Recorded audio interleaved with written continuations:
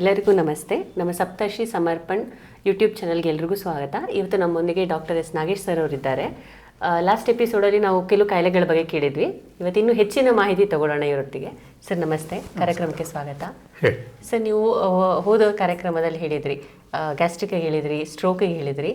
So ಈಗ diabetic ಕೂಡ ತುಂಬ ಕಾಮನ್ ಆಗಿಬಿಟ್ಟಿದೆ ಸರ್. ಇವಾಗ ಹುಟ್ಟೋ ಮಕ್ಕಳಿಂದ ಹಿಡಿದು ದೊಡ್ಡೋರವರೆಗೂ ಡಯಾಬಿಟಿಕ್ ಒಂಥರ ಕಾಮನ್. ಸೊ ಅಂಥವ್ರಿಗೂ ಕೂಡ ಗುಣ ಆಗುತ್ತೆ. ಯಾಕಂದ್ರೆ ನಮ್ಮ ಅಲೋಪತಿಕ್ ಮೆಡಿಸಿನ್ಸಲ್ಲಿ ಗುಣನೇ ಇಲ್ಲ, ಅದಕ್ಕೆ ತೊಗೊಳ್ತಾನೆ ಇರಬೇಕು. ಇನ್ಸುಲಿನ್ ಟ್ಯಾಬ್ಲೆಟ್ಸ್ ಈ ಥರ ನಾನಾ ವಿಧವಾಗಿ ತೊಗೊಳ್ತಾ ಇರ್ತಾರೆ. ಮನೆ ಮದ್ದುಗಳು ತುಂಬ ಹೇಳ್ತಾರೆ ಸರ್, ಆದ್ರೂ ಕೂಡ ಅದು ಕಂಟ್ರೋಲ್ ಆಗಲ್ಲ. ಫುಡ್ ಡಯಟ್ ಮಾಡ್ತಾರೆ, ಆದರೂ ಕಂಟ್ರೋಲ್ ಆಗಲ್ಲ. ನಿಮ್ಮೊಂದಿಗೆ ಏನಾದರೂ ಅದಕ್ಕೆ ಪರಿಹಾರ ಇದೆಯಾ ಸರ್? ನೋಡಿ, ಸಾಮಾನ್ಯವಾಗಿ ಯಾವುದೇ ಹೀಲರ್ ಇರ್ಬೋದು, ಡಾಕ್ಟರ್ ಇರ್ಬೋದು, ಒಂದು ಕಾಯಿಲೆನ ಗುಣ ಮಾಡ್ತೀನಿ ಅಂತ ಧೈರ್ಯವಾಗಿ ಹೇಳೋಕ್ಕಾಗಲ್ಲ. ಕಾರಣ, ಮನುಷ್ಯನ ಲೈಫ್ ಸ್ಟೈಲ್ ಬೇರೆ ಬೇರೆ ಇರುತ್ತೆ, ಆಹಾರದ ಸ್ವಭಾವಗಳು ಬೇರೆ ಬೇರೆ ಇರುತ್ತೆ. ಹಾಗಾಗಿ ಧೈರ್ಯವಾಗಿ ಹೇಳೋಕ್ಕಾಗಲ್ಲ. ಆದರೆ ನನ್ನ ಅನುಭವದ ಪ್ರಕಾರ ಈ ಪ್ರಕೃತಿ ದತ್ತವಾದಂತಹ ಏನು ಗಿಡಮೂಲಿಕೆಗಳಿಂದ ಮಾಡಿರುವಂತಹ ಏನು ಒಂದು ಪರಿಹಾರ ಇರುತ್ತಲ್ಲ, ಅದು ಮಾಡಿಕೊಂಡಾಗ ಖಂಡಿತ ಸಿಗುತ್ತೆ. ನೋಡಿ, ಇವತ್ತು ಕಾಡಿನಲ್ಲಿರುವಂತಹ ಒಂದು ಹುಲಿ ಇರ್ಬೋದು, ಟೈಗರ್ ಇವೆಲ್ಲ ಇದೆಯಲ್ಲ, ಅವಾಗೇನು ಔಷಧಿ ತೊಗೊಳತ್ವಾ? ಇಲ್ಲ. ಹೊಟ್ಟೆ ಎಷ್ಟೋ ಅಥವಾ ಏನೋ ಹೊಟ್ಟೆ ನೋವು ಬಂತು ಅಂದರೆ ಯಾವುದೋ ಒಂದು ಎಲೆ ತಿನ್ಬಿಟ್ಟು ವಾಂತಿ ಮಾಡ್ಕೊಂಡ್ಬಿಟ್ಟು ಹಾಗೆ 3 ದಿವಸ ಮಲಗಿಬಿಟ್ಟು ಸುಧಾರಿಸ್ಕೊಡುತ್ತೆ. ಬೆಕ್ಕುಗಳು ನಾವು ದಿನ ನೋಡ್ತಾ ಇರ್ತೀವಿ, ಹಸುಗಳು, ಹೀಗೆ ಅವಕ್ಕೆ ದೇವರೇ ಒಂದು ಶಕ್ತಿ ಕೊಟ್ಟಿರ್ತಾನೆ. ನಾವು ಮನುಷ್ಯರನ್ನೇ ಹೊಟ್ಟೆ ತುಂಬಿದ್ರೂ ಕೂಡ ಹೊಟ್ಟೆ ಬಿರಿಯುವಷ್ಟು ತಿಂದು ಕಾಯಿಲೆಗಳನ್ನು ತಂದ್ಕೋತಾ ಇದ್ದೀವಿ. ಡಯಾಬಿಟಿಕ್ ಅನ್ನೋದು ತುಂಬ ದೊಡ್ಡ ಪ್ರಪಂಚದಾದ್ಯಂತ ವೈರಸ್ ಆಗಿ ಹರಡ್ತಾ ಇರೋಂತಹ ಒಂದು ಲಾಬಿ ಅಂತ ನಾನು ಹೇಳ್ತೀನಿ. ಕಾರಣ, ಇವತ್ತು ನಾವು ಏನು ಒಂದು ಮಾನದಂಡ ಇಟ್ಕೊಂಡಿದ್ದೀವಿ ಡಯಾಬಿಟಿಕ್ಕು, ಅದು ಕಾಲಕ್ಕೆ ಬದಲಾವಣೆ ಮಾಡ್ತಾ ಇರ್ತಾರೆ. ಇವಾಗ ಸುಮಾರು ಒಂದು ಸತಿ ಇವಾಗ 120 ಇರಬೇಕು ರೀಡಿಂಗು, ಅದನ್ನು 118 ಮಾಡಿಬಿಟ್ರೆ, 1-2 ಸಂಖ್ಯೆ ಕಡಿಮೆ ಮಾಡಿದ್ರೆ 10 ಕೋಟಿ ಜನ ಪೇಷಂಟ್ ಆಗ್ತಾರೆ. ಅಷ್ಟು ಜನಕ್ಕೆ ನಾವು ಔಷಧಿಗಳು ಕೊಡಬೇಕು. ಇವಾಗ ಹಿಂದೆ ಒಂದು ಕಾಲ ಇತ್ತು, ನುರಿತ ವೈದ್ಯರುಗಳು ಮಾತ್ರ ಮೆಡಿಕಲ್ ಒಂದು ಫೀಲ್ಡಲ್ಲಿ ಇರ್ತಾಯಿದ್ರು. ಇವತ್ತು ದೊಡ್ಡ ದೊಡ್ಡ IAS ಆಫೀಸರ್ಗಳು ಕೂಡ ರಿಟೈರ್ಡ್ ಆದಮೇಲೆ ಈ ಫೀಲ್ಡಿಗೆ ಇಳಿತಾ ಇದ್ದಾರೆ. ಅವರ ದೃಷ್ಟಿಕೋನ ಹೇಗಿರುತ್ತೆ ಅಂತಂದರೆ, ಎಲ್ಲವನ್ನು ಕೂಡ ಕಾರ್ಪೊರೇಟ್ ಲೆವೆಲಲ್ಲಿ ಮಾಡಬೇಕು ಅಂತಂದ್ಬಿಟ್ಟು, ಯಾವುದೇ ಒಂದು ಔಷಧಿಯ ಫಾರ್ಮಸಿ ಸಂಸ್ಥೆ ಇದ್ದರೂ ಕೂಡ ಅದನ್ನು ಇಷ್ಟು ಇನ್ಪುಟ್ ಹಾಕಿದಾಗ ಇಷ್ಟು ಔಟ್ಪುಟ್ ಬರಬೇಕು, ಹೀಗೆ ಕಾರ್ಪೊರೇಟ್ ಲೆವೆಲಲ್ಲಿ ಲೆಕ್ಕ ಹಾಕ್ತಾ ಇರ್ತಾರೆ.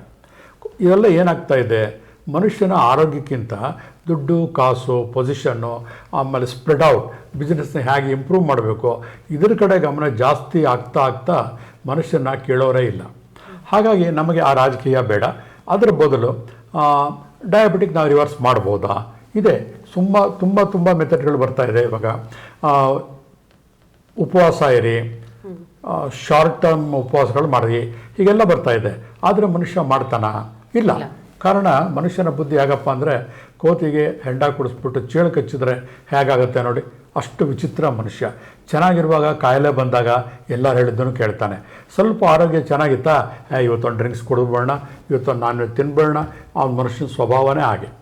ಹಾಗಾಗಿ ನಾನು ಕಂಡುಕೊಂಡಿರುವಂತಹ ಒಂದು ಪರಿಹಾರ ಅಂದರೆ, ಆಯಿತು, ಯಾವುದೋ ಕಾರಣಕ್ಕೆ ನಿಮಗೆ ಡಯಾಬಿಟಿಸ್ ಬಂದಿದೆ, ಒಂದು ಮನೆಯಲ್ಲಿ ಒಂದು ತಾಯಿ ಮಾಡಿರೋ ಅಡುಗೆ ತಿನ್ನೋಂಥ 5 ಮಕ್ಕಳಲ್ಲಿ ಒಬ್ರಿಗೆ ಯಾರಿಗೋ ಡಯಾಬಿಟಿಸ್ ಬರುತ್ತೆ, ಬೇರೆಯವರು ಬರಲ್ಲ. ಇದು ಒಂದು ಯಕ್ಷ ಪ್ರಶ್ನೆ. ಎಷ್ಟೋ ಜನದಲ್ಲಿ ಒಂದೇ ಊಟ ಮಾಡ್ತಾಯಿದ್ರು ಕೂಡ ಬೇರೆಯವ್ರಿಗೆ ಬಂದಿರಲ್ಲ, ಒಬ್ಬರಿಗೆ ಬಂದಿರುತ್ತೆ. ಯಾಕೆ ಬರುತ್ತೆ? ಒಂದೇ ಆಹಾರ ಎಲ್ಲ ತೊಗೋತಾ ಇರೋದು. ಇದನ್ನೆಲ್ಲ ಹೋಗ್ತಾ ಇದ್ದಾಗ ನನ್ನ ಚಾನಲ್ ಸಬ್ಜೆಕ್ಟೇ ಆರೋಗ್ಯ ಮತ್ತು ಆಧ್ಯಾತ್ಮ.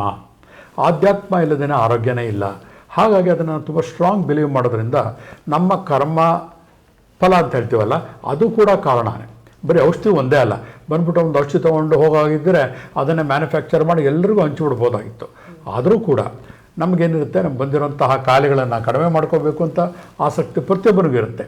ಹಾಗಾಗಿ ನನ್ನ ಸಪ್ತರ್ಷಿ ಸಮರ್ಪಣೆಯಲ್ಲಿ ಸಿಗುವಂತಹ ಒಂದು ಚೂರ್ಣ ಅಂತ ಹೇಳೋಣ, ಒಂದು ಪ್ರಕೃತಿ ದತ್ತವಾದಂತಹ ಗಿಡಮೂಲಿಕೆಗಳಿಂದ ಮಾಡಿದಂತಹ ಚೂರ್ಣ. ಆ ಚೂರ್ಣವನ್ನು ಬರೀ 2 ಚಿಟಿಕೆ ಬೆಳಗ್ಗೆ ಮತ್ತು ರಾತ್ರಿ, ಹಾಗೆ ಒಂದು ಮಂಡಲ ಅಂತ ಹೇಳ್ತೀವಿ. ಮಂಡಲ ಅಂದರೆ 45 ದಿವಸಗಳು ತೊಗೊಂಡ್ರೆ ಡಯಾಬಿಟಿಕ್ ಕಂಪ್ಲೀಟ್ ಗುಣ ಆಗುತ್ತೆ. ಹಾಗಾಗ್ಬಿಟ್ಟು ಮುಂದೆ ಏನು ಬೇಕಾದ್ರೂ ತಿನ್ಬೋದಾ? ಬೇಡ. ಅದನ್ನು ನೀವು ಕಂಟ್ರೋಲ್ ಮಾಡ್ಕೊಳ್ಳಿ, ನಿಮ್ಗೆ ಸೇರಿತ್ತು. ಇವಾಗ ಮೋಟ್ರ್ ಬೈಕ್ನ ರಿಪೇರಿಗೆ ತಂದುಬಿಟ್ಟಿರ್ತೀರ, ನಾವು ಕರೆಕ್ಟಾಗೆಲ್ಲ ರೆಡಿ ಮಾಡಿಕೊಟ್ಟಿರ್ತೀವಿ, ಮೇಂಟೈನ್ ಮಾಡ್ಕೊಂಡು ಹೋಗ್ಬೇಕು. ರಿಪೇರಿ ಆಗಿದ್ದು ಎದ್ದ ಓಡಿಸಿದ್ರೆ ತಿರುಗಿ ಆಕ್ಸಿಡೆಂಟ್ ಆಗುತ್ತೆ. ಹಾಗಾಗಿ ಡಯಾಬಿಟಿಕ್ಕು ಹೆದರಬೇಕಾಗಿಲ್ಲ, ಅದಕ್ಕೊಂದು ಒಳ್ಳೆಯ ದಾರಿ ಸಿಕ್ಕಿದೆ ನಮಗೆ ಇವಾಗ. ಅದನ್ನು ನಾನು ಸುಮಾರು ಜನ ಕ್ಲೈಂಟ್ಗಳು ಕೊಡ್ತಾಯಿದ್ದೀನಿ, ಒಳ್ಳೆಯ ರಿಸಲ್ಟ್ ಕಾಣಿಸ್ತಾ ಇದೆ. ನಿಮ್ಗೆ ಆಶ್ಚರ್ಯ ಆಗ್ಬೋದು, ಆ ಪುಡಿಯನ್ನು ಬಾಯಿಗೆ ಹಾಕ್ಕೊಂಡು ಒಂದು 2 ನಿಮಿಷ ಬಿಟ್ಟು ಸಕ್ಕರೆಯನ್ನು ಬಾಯಿಗೆ ಹಾಕ್ಕೊಂಡ್ರೆ ಸಕ್ಕರೆ ಮರಳಾಗುತ್ತೆ. ಹಾಗಾಗಿ ನಿಮ್ಗೆ ಆಶ್ಚರ್ಯ, ಅವು ಇಷ್ಟು ಬೇಗ ನಮ್ಮ ಟೇಸ್ಟ್ ಬಡ್ಗೆ ಹೋಗಿದ್ದು ಕೆಲಸ ಮಾಡ್ತಾ. ಸಕ್ಕರೆ ಮರಳಾಗತ್ತೆ ಅಂದ್ರೆ ಸಕ್ಕರೆ ಸ್ವಾದ ಗೊತ್ತಾಗಲ್ಲ, ಸ್ವೀಟ್ ಗೊತ್ತಾಗಲ್ಲ, ಸ್ವೀಟೇ ಗೊತ್ತಾಗೋದಿಲ್ಲ. ಇನ್ನು ಸಕ್ಕರೆ ತಿಂತಾ ಇದ್ದೀನ ಅಂತ ಅನ್ಸ್ಬಿಡುತ್ತೆ. ಅದು ಬಾಯಲ್ಲಿ ನಿಮಗೆ ರುಚಿ ಗೊತ್ತಾಗುತ್ತೆ. ಈ ಔಷಧಿ ಒಳಗಡೆ ಹೋದಾಗ ಆ ಸಕ್ಕರೆಯಿಂದ ನಮ್ಗೆ ಏನು ಅನಾಹುತ ಆಗ್ತಾ ಇದೆಯಲ್ಲ ಅದನ್ನೆಲ್ಲ ನಿವಾರಣೆ ಮಾಡುತ್ತೆ. ಸರ್, ಈಗ ಕೆಲವರಿಗೆ ಡಯಾಬಿಟಿಕ್ ಬಂದು ಹೆರಿಡಿಟರಿಯಿಂದ ಬಂದಿರುತ್ತೆ, ಅಂಥವ್ರಿಗೂ ಗುಣ ಆಗುತ್ತಾ? ಖಂಡಿತ. ಹೆರಿಡಿಟ್ರಿಕ್ಕೆ ಯಾವುದೇ ಆಧಾರಗಳಿಲ್ಲ. ನಾವು ಎಲ್ಲದಕ್ಕೂ ಕೂಡ ಏನಾರು ಆಯಿತು ಅಂದರೆ ಹೆರಿಡಿಟ್ರಿ ಅಂತ ಹೇಳ್ತೀವಿ. ಕೆಲವೊಂದು ಈ ಆಟಿಸಮ್ ಇಂಥವು ಮಾತ್ರ ಹೆರಿಡಿಟಿ ಅಂತ ತಗೋಣ. ಈ ಶುಗರು BP ಎಲ್ಲ ಇವಾಗ ಡಾಕ್ಟ್ರುಗಳೇ ಇವತ್ತಿನ ಸತ್ಯವನ್ನು ನಾಳೆ ಸುಳ್ಳು ಅಂತ ಹೇಳ್ತಾ ಇದ್ದಾರೆ. ಸೊ ಇದಕ್ಕೆ ಹೆರಿಡಿಟ್ರಿ ಏನಾದ್ರು ಇದ್ಕೊಳ್ಳಿ, ನಮಗೇನು ಪರಿಹಾರ ಅಂತೂ ಸಿಗುತ್ತೆ ಅಲ್ಲಿ. ಕೆಲವರಿಗೆ ಪ್ರೆಗ್ನೆನ್ಸಿ ಟೈಮಲ್ಲಿ ಬಂದಿರುತ್ತೆ ಸರ್ ಡಯಾಬಿಟಿಕ್ಕು, ಕೆಲವರಿಗೆ ಪ್ರೆಗ್ನೆನ್ಸಿಲಿ ಇರೋತ್ತಿಗೆ ಡಯಾಬಿಟಿಕ್ ಅವಾಗ ಸ್ಟಾರ್ಟ್ ಆಗಿರುತ್ತೆ, ಅಂಥವ್ರು ಮೆಡಿಸಿನ್ ತೊಗೊಳ್ಬೋದಾ? ಇಲ್ಲ, ಇದನ್ನು ನಾನು ಭಾಳ ಸಿಂಪಲಾಗಿ ಹೇಳ್ತೀನಿ.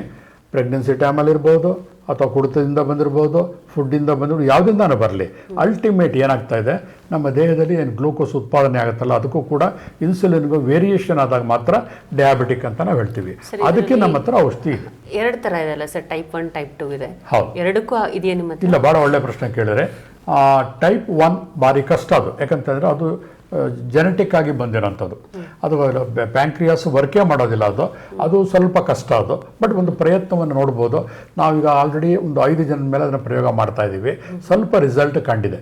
ಆದರೆ ಟೈಪ್ 2 ಡಯಾಬಿಟಿಸ್ ಮಾತ್ರ ಖಂಡಿತ ಇದರಲ್ಲಿ ಪರಿಹಾರವನ್ನು ಕಂಡುಕೋಬೋದು ಸಂಪೂರ್ಣವಾಗಿ. ಖಂಡಿತ ಅದು 1 ಮಂಡಲ ಸಾಕು. ಓಕೆ, 45 ದಿವಸ. ಸರ್, ನೀವು ಹೇಳೋದಕ್ಕೆ ಕುಡಿತದಿಂದ ಬಂದಿರೋದೆ ಅಂತ ಬಂದಿರಬಹುದು ಡಯಾಬಿಟಿಕ್ ಅಂತ ಹೇಳಿದೆ.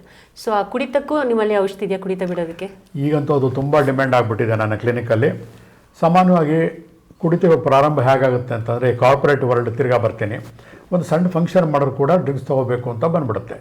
ಅದು ಮೊದಲು ಪ್ರಾರಂಭದಲ್ಲಿ ಒಂದು ಹವ್ಯಾಸ, ಆಮೇಲೆ ಒಂದು ಸ್ಟೇಟಸ್ ಅಂತ ಬೆಳೆದು ಕೊನೆಗೆ ನಮ್ಮ ಲೆವೆಲ್ ಕುಡಿದವ್ರು ತಪ್ಪಾಗ್ಬಿಡುತ್ತೆ, ಯಾರು ಏನು ಅನ್ಕೊಂಡ್ಬಿಡ್ತಾರೋ ಅಂದ್ಬಿಟ್ಟು ಸ್ವಲ್ಪ ಕುಡಿತಿದ್ದವರು ಜಾಸ್ತಿ ಕುಡಿತಾರೆ. ಹಾಗಾದರೆ ಕುಡಿತ ತಪ್ಪು ಅಂತ ನಾನು ಹೇಳ್ತಿಲ್ಲ.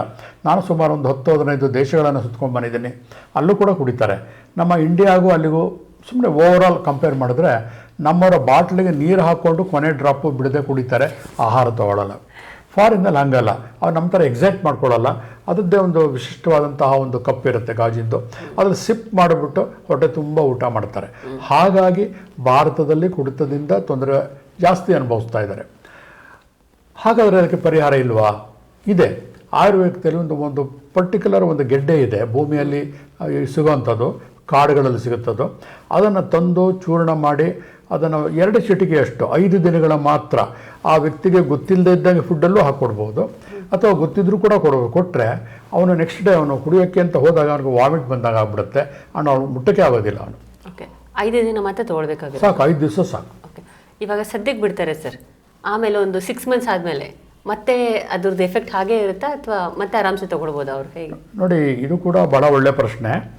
ಪರ್ಮನೆಂಟ್ ಆಗಿದ್ದು ಅಂತ ಪ್ರಪಂಚದಲ್ಲಿ ಯಾವುದೂ ಇಲ್ಲ, ಭೂಮಂಡಲವೇ ತಿರುಗ್ತಾ ಇರುತ್ತೆ. ಹಾಗಾಗಿ ನಾವು ಸಾಮಾನ್ಯವಾಗಿ ಎಲ್ಲರೂ ಕೇಳೋದು ಇದೇ ಪ್ರಶ್ನೆ, ಪರ್ಮನೆಂಟಾಗಿ ಕ್ಯೂರ್ ಆಗಿಬಿಡುತ್ತಾ ಅಂತ. ಪರ್ಮನೆಂಟಾಗಿ ಔಷಧಿ ಕೊಡೋರೇ ಇರೋದಿಲ್ಲ, ಅವ್ರು ಹೊರಟೋಗಿರ್ತಾರೆ. ಸೊ ಹಾಗಾಗಿ ಈ ಥರ ಇರುವಾಗ ನಾವು ಬಂದಿರೋದನ್ನು ಪ್ರಾಬ್ಲಮ್ ಸಾಲ್ವ್ ಮಾಡ್ಕೊಳ್ಳೋಣ ಅಷ್ಟೇ. ಅದಕ್ಕೆ ಬೇರೆ ಬೇರೆ ವಿಧಾನಗಳಿವೆ. ಎಜುಕೇಟ್ ಮಾಡಿ ಅಥವಾ ಅವ್ರಿಗೆ ಗೊತ್ತಾಗಿರುತ್ತೆ ಆ ವ್ಯಕ್ತಿಗೆ, ಅವ್ರನ್ನ ಬಿಟ್ಟಾಗ ನೆಕ್ಸ್ಟ್ ಚೆನ್ನಾಗಿದ್ದೆ ಅಂತ. ಆ ಭಯ ಇರುತ್ತೆ, ಆ ಇಂಟರ್ನಲ್ ಭಯ, ನಮ್ಮ ಸೈಕೋಸೊಮ್ಯಾಟಿಕ್ ಭಯ ಅಂತ ಹೇಳ್ತೀವಿ. ಆ ಭಯ ಇರೋದ್ರಿಂದ ಮೋಸ್ಟ್ಲಿ ಅವ್ನು ತೊಗೊಳ್ಳಲ್ಲ. ಅಪ್ಪಿತಪ್ಪಿ ಅವ್ನು ತಿರ್ಗಾ ತೊಗೊಂಡ ಅಂತಂದರೆ ಅವನ ಕಾರ್ಮಿಕ ಸಿದ್ಧಾಂತ ತಿರ್ಗಾ ಸರಿ ಮಾಡ್ಬೋದು ಅಷ್ಟೇ. ಓಕೆ ಸರಿ, ಈಗ ಭಯ ಅಂತ ಹೇಳಿದ್ರಿ ಅಲ್ವಾ, ಸೊ ಭಯ ಆಗುತ್ತೆ, ಸ್ಟ್ರೆಸ್ ಆಗುತ್ತೆ, ಸುಸ್ತಾಗೋದು, ಈ ಥರದಕ್ಕೆಲ್ಲ ನಿಮ್ಮಲ್ಲಿ ಔಷಧಿ ಇದೆಯಾ? ಖಂಡಿತ ಇದೆ. ಸಾಮಾನ್ಯವಾಗಿ ನಾವು ಮಾಡ್ರನ್ ಮೆಡಿಕಲ್ ಫೀಲ್ಡಲ್ಲಿ ಹೋದಾಗ ಭಯ ಅಂತಂದಾಗ ನಾವು ಡೈರೆಕ್ಟ್ ರಿಲೇಟ್ ಮಾಡೋದು ಲಂಗ್ಸ್ ಪೋರ್ಷನ್ಗೆ. ಲಂಗ್ಸ್ ಸ್ಟ್ರಾಂಗ್ ಆಗಿದ್ದಾಗ ಮನುಷ್ಯನಿಗೆ ಭಯ ಆಗಲ್ಲ ಅಂತ ಹೇಳ್ತಾರೆ. ಅದಕ್ಕೆ ಬಹಳ ಉಗುರಲ್ಲೇ ಹೋಗುವಂಥದ್ದು ಇವೆಲ್ಲ. ಜಸ್ಟ್ ನಮ್ಮ ದೇಹದ ಲಂಗ್ಸ್ ಪೋರ್ಷನನ್ನು ಪ್ರೆಸ್ ಮಾಡಿ ಅದನ್ನು ಆ್ಯಕ್ಟಿವೇಟ್ ಮಾಡಿ ಕೂಡ ನಾವು ಭಯನ ಹೋಗಿಸ್ಬೋದು. ಬಹುಶಃ ಆಗೋದಿಲ್ಲ, ನಮ್ಗೆ ಗೊತ್ತಿರಲ್ಲಪ್ಪ, ಅದ್ರ ಬಗ್ಗೆ ನಾಲೆಡ್ಜ್ ಇರೋದಿಲ್ಲ. ಅಂಥ ಔಷಧಿನೇ ಬೇಕು ಅಂತ ಅವ್ರ ಮನಸ್ಸು ಕೇಳ್ತಾ ಇರುತ್ತೆ. ಅಂಥ ಟೈಮಲ್ಲಿ ಈ ನಮ್ಮ ಆಯುರ್ವೇದಿಕ್ ಪೌಡ್ರ್ ಸಿಗುತ್ತೆ, ಅದನ್ನು 15 ದಿವಸಗಳ ಕಾಲ 2 ಚಿಟಿಕೆ 2 ಟೈಮ್ ನಾವು ಕೊಡೋಂಥ ಡೋಸೇಜ್ಗಳಲ್ಲಿ ಜಸ್ಟ್ 2 ಚಿಟಿಕೆಗಳೇ. ಹಾಗಾಗಿ ಅದು ಔಷಧಿ ಕಾಸ್ಟ್ಲಿ ಕೂಡ. ಕಾರಣ ಇದು ಸುಲಭವಾಗಿ ಕೆಮಿಕಲಲ್ಲಿ ಮಾಡೋಂಥದ್ದಲ್ಲ. ಯಾವುದೋ ಹಳ್ಳಿ ಗುಡ್ಡಗಾಡುಗಳಲ್ಲಿ ಹೋಗಿ ಜನಗಳನ್ನು ಬಿಟ್ಟು ತಂದು ಕುಟ್ಟಿ ಪ್ರೋಸೆಸ್ ಮಾಡಿ ಮಿಷನ್ಗೆ ಹಾಕೋಷ್ಟು ಕ್ವಾಂಟಿಟಿ ಸಿಗೋದಿಲ್ಲ. ಕೈಯಲ್ಲಿ ಅರ್ಧ ಪುಡಿ ಮಾಡಬೇಕು, ಆ ಲೇಬರ್ ಚಾರ್ಜಸ್ ಎಲ್ಲ ಕಾಸ್ಟ್ಲಿ. ಹಾಗೆ ಔಷಧಿ ಕಾಸ್ಟ್ಲಿ ಇರುತ್ತೆ, ಆದರೆ ಪರಿಣಾಮ ಬಹಳ ತುಂಬ ಸುಂದರವಾಗಿರುತ್ತೆ. ನಿಮ್ಮ ಪ್ರಕಾರ ಭಯನೂ ಹೋಗಿಸ್ಬೋದು, ಇನ್ನೊಂದೇನೋ ಕೇಳಿದ್ರಲ್ಲ ಸುಸ್ತು ಸರ್. ಹಾಂ, ಸುಸ್ತು. ನಾ ಇತ್ತೀಚೆಗೆ ಒಂದು ವ್ಯಕ್ತಿಗೆ ಕೊಟ್ಟೆ, 5 ದಿನಗಳ ಕಾಲ ಮಾತ್ರ ಎಳನೀರಿನಲ್ಲಿ 1/4 ಸ್ಪೂನ್ಗಿಂತ ಕಡಿಮೆ ಹಾಕಿ ರಾತ್ರಿ ನೆನೆಸಿಟ್ಟು ಬೆಳಗ್ಗೆ ಕೊಡೋದು. 5 ದಿನದಲ್ಲೇ ಸುಸ್ತು ಕಂಪ್ಲೀಟ್ ಕಡಿಮೆ ಆಗಿದೆ. ಸರ್, ಇವಾಗ 4-5 ದಿನ ತೊಗೊಂಡ್ರೆ ಸಾಕಾ, ಅಥವಾ ಈಗ ಸುಸ್ತು ಆಗ್ತಾ ಇರತ್ತೆ ಅವ್ರಿಗೆ, ಈಗ 4-5 ದಿನ ತೊಗೊಳ್ತಾರೆ, ಸುಸ್ತು ಕಡಿಮೆ ಆಗುತ್ತೆ, ಅಷ್ಟೇ ಮೆಡಿಸಿನ್ ಬಿಟ್ಬಿಡೋದಾ, ಅಥವಾ ಮತ್ತೆ ಇನ್ನೊಂದು ಸ್ವಲ್ಪ ಟೈಮ್ ಅಂದ್ರೆ ಮತ್ತೆ ಇನ್ನೊಂದು ಸ್ವಲ್ಪ ಸುಸ್ತು ಆಗತ್ತಿಗೆ ಮತ್ತೆ ತೊಗೊಳ್ಬೇಕಾಗ್ಬೋದಾ, ಹೇಗೆ? ಹೌದು, ಮತ್ತೆ ಬೇಕಾದಾಗ ತೊಗೋಬೋದು, ಕಂಟಿನ್ಯೂಸ್ ತಗೋತಾನೆ ಇರಬೇಕಾಗಿಲ್ಲ. ಹಾಗೇನಿಲ್ಲ. ಓಕೆ ಸರ್, ಇಷ್ಟೆಲ್ಲ ಮಾಹಿತಿ ನಮಗೆ ತಿಳಿಸ್ಕೊಟ್ಟಿದ್ದಕ್ಕೆ ಧನ್ಯವಾದಗಳು. ಸರ್ದು ಅಪಾಯಿಂಟ್ಮೆಂಟ್ ಏನಾದರೂ ಬೇಕಾದರೆ ಕೆಳಗಡೆ ಕಾಣ್ತಿರೋ ನಂಬರ್ಗೆ ಕಾಲ್ ಮಾಡಿ ಅಪಾಯಿಂಟ್ಮೆಂಟ್ ತೊಗೊಳ್ಳಿ. ಯಾರ್ಯಾರಿಗೆ ಇದರಿಂದ ಯೂಸ್ ಆಗಬೇಕು ಅಂತ ಇದೆಯೋ ಫುಲ್ ಕಂಪ್ಲೀಟ್ ಯೂಸೇಜ್ ಮಾಡಿಕೊಡಿ. Thank you.